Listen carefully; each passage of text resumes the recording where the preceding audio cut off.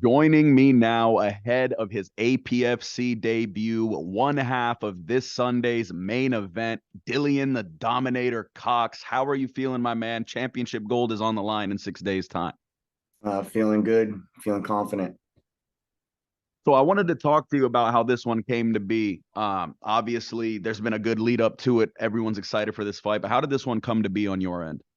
I think some dude reached out to us on Facebook, got a hold of me or my coach Danny, and then we took the fight from there. So, What do you know about your opponent going in? How excited are you to be, fighting on the APFC stage this Sunday? uh, know that he's a jiu-jitsu kind of guy. I honestly think his wrestling is mediocre at best. Striking, not very adept.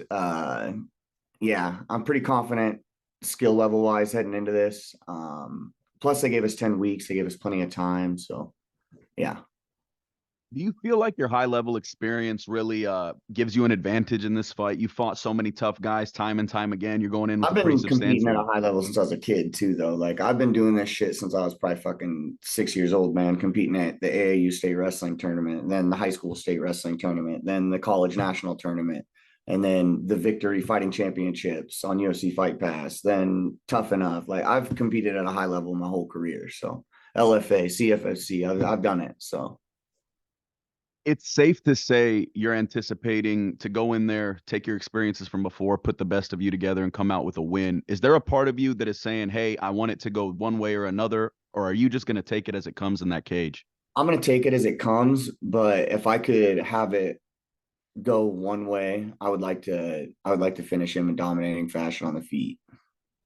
It seems like you've really hit your stride in terms of your fight career. Talk to me a little bit about, the streak you went on and the added confidence that brings, and then just where you're at right now with yourself and your fight career. I had a kid.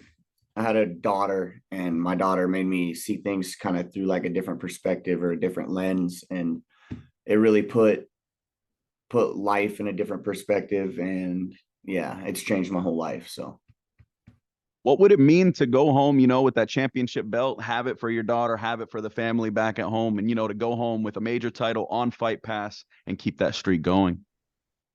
it's going to mean the world to me. She stares at my phone every day. Right now, my phone background is the APFC title. I'm here to fucking focus on one thing and one thing only, and that is getting the job done on Sunday night. After this one, obviously, it's late November. Is it safe to say this is the last one of the year for you? Uh, unless Dana White wants to give me a call, 2 weeks notice, they need a guy, I can make the wait. Fucking call me. I mean, one way to transition into that stage would be to get a title in the main event this Sunday. I do have to ask, what do you have to say to Cody ahead of this one? Is there anything you'd like to say to your opponent as well?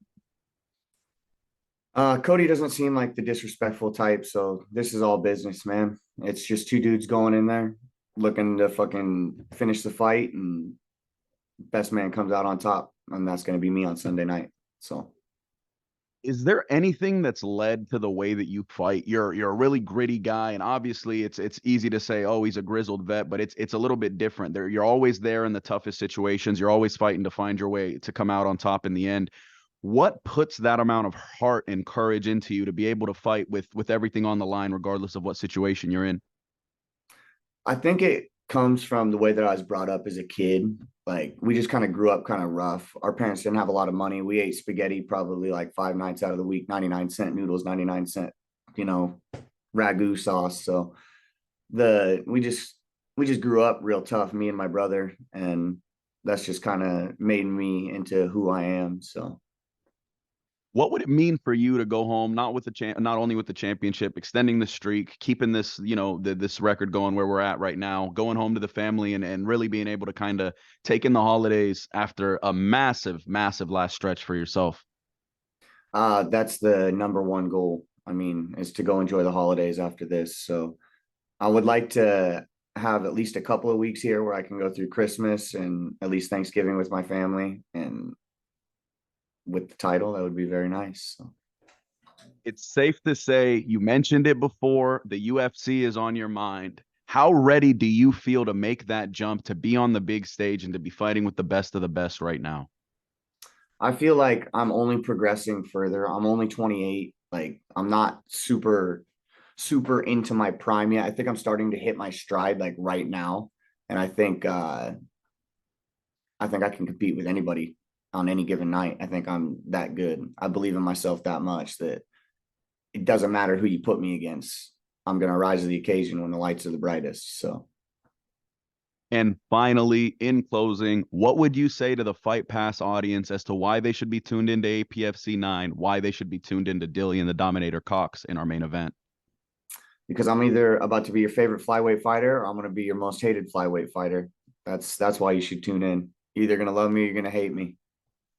The Dominator is back this Sunday. He goes for flyweight championship gold at APFC 9. Make sure if you're not there, you're tuned in on UFC Fight Pass. This isn't one you're going to miss. Dillion, let them know where to find you on social media, and we'll sign you on off, my man.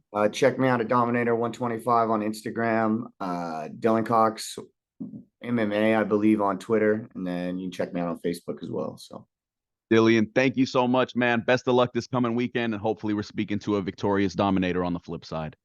it will be. I appreciate it.